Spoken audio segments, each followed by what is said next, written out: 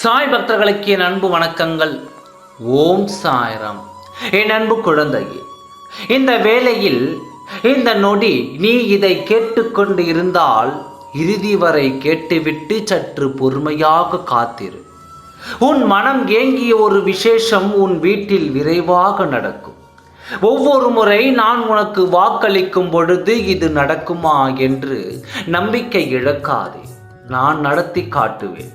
வெகு விரைவில் நீயே வியப்படையும் வகையில் உன் இல்லத்தில் மங்களகரமான ஒரு நிகழ்ச்சி உன் சாயப்பா நான் நடத்தி தருவேன். ஏதேனும் ஒரு நல்ல விஷயத்தை நீ செய்ய மேற்கொள்ளும் பொழுதுதான் முன்பு இல்லாத தடங்கல்கள் தன் முன் வந்து நிற்கிறது என்று நீ வருந்துகிறாய். எதை செய்ய நினைத்தாலும் அதில் ஒரு தடையும் தடங்கல்களும் வந்து விடுகிறது. இதில் ஒன்றை நீ புரிந்து கொள்ள வேண்டும்.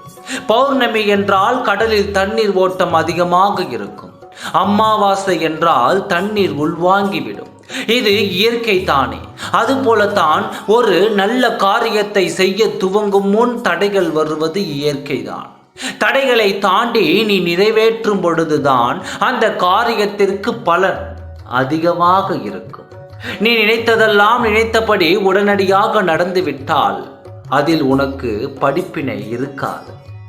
வாழ்வில் எல்லாம் படிப்பினை தான். எல்லாம் அவற்றின் அடிப்படையில் தான் நடக்கும். தோல்வியில் தான் படிப்பினை இழக்கிறது. அதனால் தான் தோற்றவர்கள் சில காலத்தில் அறிஞர்கள் ஆகிறார்கள். என் மீது நீ கொண்ட நம்பிக்கையும் அதற்காக நீ பொறுமை காத்தது உன்னை நிச்சயம் உன் பாதையில் வெல்ல வைக்கும். சதா சர்வ காலமும் என் வாழ்க்கையில் கஷ்டங்கள் இருக்கிறது, என் வாழ்க்கை ஏன் இப்படி இருக்கின்றது என்று கேட்கிறாயே. முதலில் வாழ்க்கை என்றால் என்ன என்பதை அறிவாயா? வாழ்க்கை என்பது எவ்வளவு வசதியாக வாழ்கிறோம் என்பது இல்லை, எவ்வளவு மகிழ்ச்சியாக வாழ்கிறோம் என்பதே அழகிய வாழ்க்கை. எதிர்பார்ப்பிற்கும் ஏமாற்றத்திற்கும் இடைப்பட்ட சுவாரஸ்யமான சம்பவங்களே வாழ்க்கை. நீ எதிர்பார்ப்பது எல்லாம் நடந்து கொண்டே வந்தால் அந்த வாழ்க்கையில் குறிப்பிட எதுவுமே இருக்காது. நீ நினைத்தது எல்லாம் உடனுக்குடன் தானாகவே நடந்து கொண்டு இருந்தால் அந்த வாழ்க்கையில் உனக்கு என்ன வேலை?